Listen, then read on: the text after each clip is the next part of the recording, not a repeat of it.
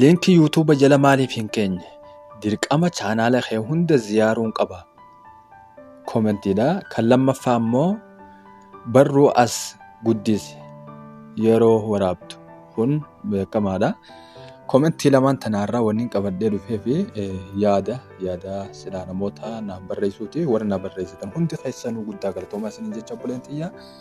Assalaamu alaikum warahmatullahi wabarakatuh. Ashama harka fuune jirra jirtu isiniin jechaadha. Bakka jirtaniif akka jirtan hundattuu nagaya rabbi isiniif haa jiraatu. Gurbaan intalaan si fuudhuu jennaan fedha keetii si fuudhoo naa bultaa jennaan fedha kootii jetteen jaan. Chaanaala kiyya yoo ziyaaruu baattees fedha keetii yoo ziyaartees yoo ziyaartee fedha kootii yoo ziyaaruu baattees garuu fedha keetii akkanumaan jaa. Garuu barruu as guddisiyyuu seefiin guddisaa kun yaada jajjabinaa qabuuf keessaa zoomniin godha humna rakkoon qabu.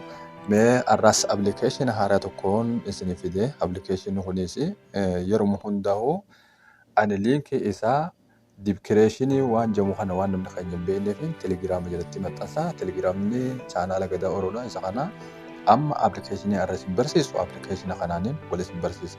Mee appilikeeshinii kun akkamitti hojjeta kan jiru anammoo gabbuufadheetiin jira.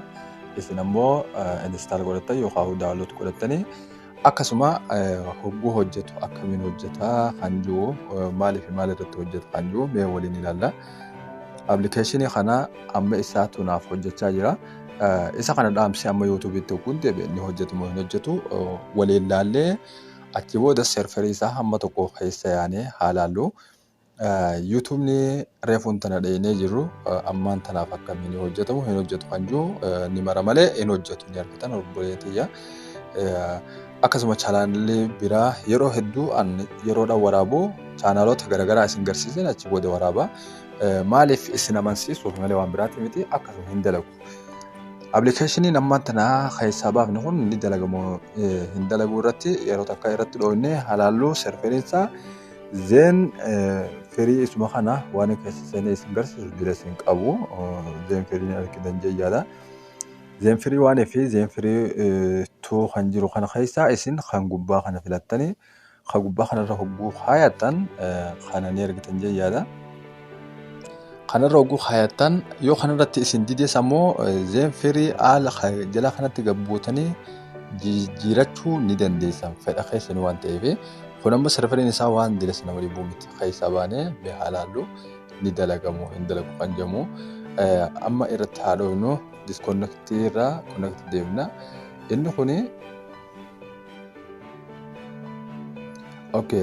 amma konnektii ta'ee jira. Appilikeeshinoota ammaan tana reefuun tana viidiyoo dalaguu jiran amma tiiktookuma yoo dhufne ilaalla.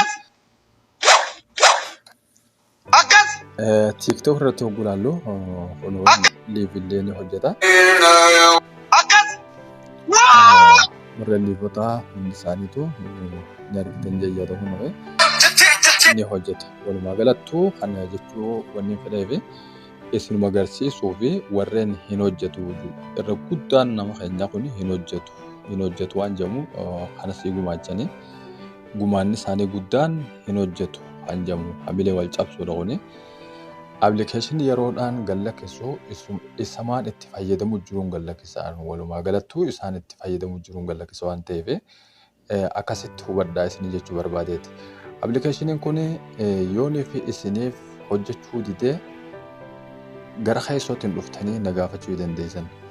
Appilikeeshiniin an gallakkisu yeroodhaaf kan itti fayyadamaa jiruun gallakkisa waan ta'eef isinis irraa fayyadamaa warreen hin qabne warreen qabdan ammoo firraa dhiisaa isiniin jecha obboleetiyyaa.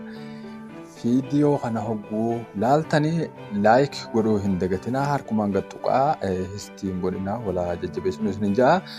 Viidiyoo biraatiin hamma walitti deebinutti nagayaan naaf tura.